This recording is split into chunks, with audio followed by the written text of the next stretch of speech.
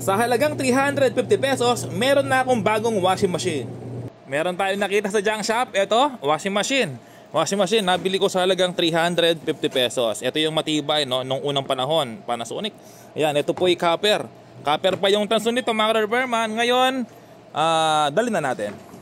Ito na siya, buksan na natin para masubukan na at para ma-check yung nasa loob. Sa halagang 350 pesos. Okay, sa may motor naman siya. Ngayon, subukan natin, i-plug ko sa outlet agad-agad. Tinan po natin. Okay, naka-plug na sa outlet. Tapos, pihitin ko yung wash timer. Ayan, may ugong yung makina. Okay, may ugong, ayaw pong umikot. Okay, balik natin. May ugong, ayaw umikot. Ganito lang gagawin po ninyo kapag may ugong, ayaw umikot. Alasin mo yung belt. Ayun, stuck po yung motor niya.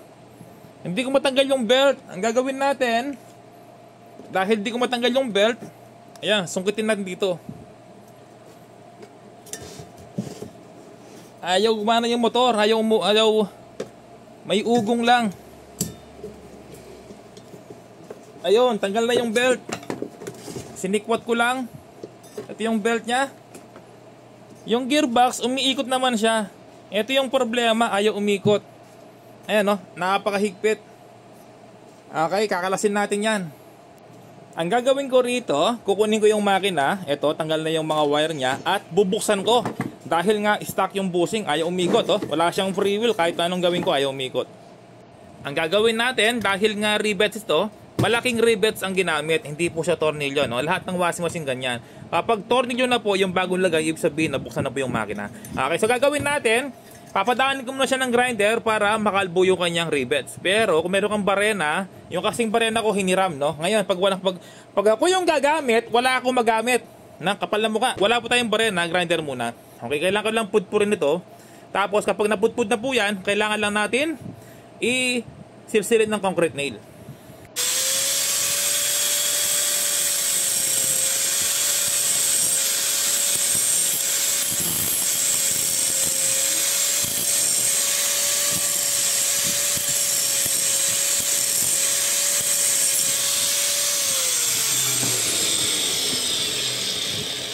Ayan siya, okay na.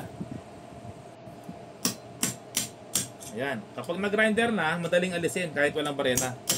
O, diba? Tapos dito, oh, kabila. Oh. Oh, diba? Ganyan lang kadali kapag nabarena po siya. Kapag nabarena, na-grinder, ganyan lang kadali. Oh, ayun, tanggalin na natin. Kaya pala ayaw umikot ng motor, stuck po siya. Ayan, no, stuck sa ilalim.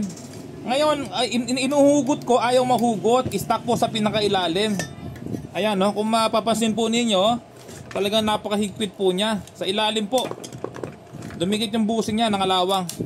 Kailangan talaga baklasin, hindi makuha sa langis-langis lang to. Kasi kapag gumagawa ka na, kailangan sigurado, hindi yung langis-langis lang, gagana na. Naku, kailangan kung ano yung pinapagawa, gawin na maayos. Ayan, no? O, dikit po sa ilalim yung busing. Ayan, no? Hindi po talaga, ayaw matanggal, oh. Kalawang na. Sobrang kalawang talaga, kaya ito, naiwan yung busing dito, oh. So talaga hindi mo makuha sa langis yan, kailangan baklasin. Okay, so tanggalin natin to. Yung busing na yan, gagamit tayo ng vice grip para alisin po yan. Heto na, natanggal natin yung busing. Galing dito, kalawang na. Niliya ko po ito para matanggal ng kalawang yung shafting. Ngayon, ito yung bagong busing na ilalagay natin. Okay, so kailangan natin ilalagay po dito sa ilalim niya. Tapos, may galong kasi yan, may holder. Tapos, alisin ko to gamit ng flat screw. Flat screw, kailangan mo siyang silsilin dito. 1, 2, 3, 4. Tapos, lalagay mo ulit. At, papaluin mo dito. 4 para mag-lock. Kapag nailagay na yung bagong bushing, ito na po yung ating bibilin. 4 na tornilyo kasi nga hindi na pwede yung rivets na pinagtanggalan natin. Ito na siya, yung 4 na screw na ilagay na. 4 po yan. Ngayon, sasalpak na natin. Ngayon, okay na po siya. Gumagana na.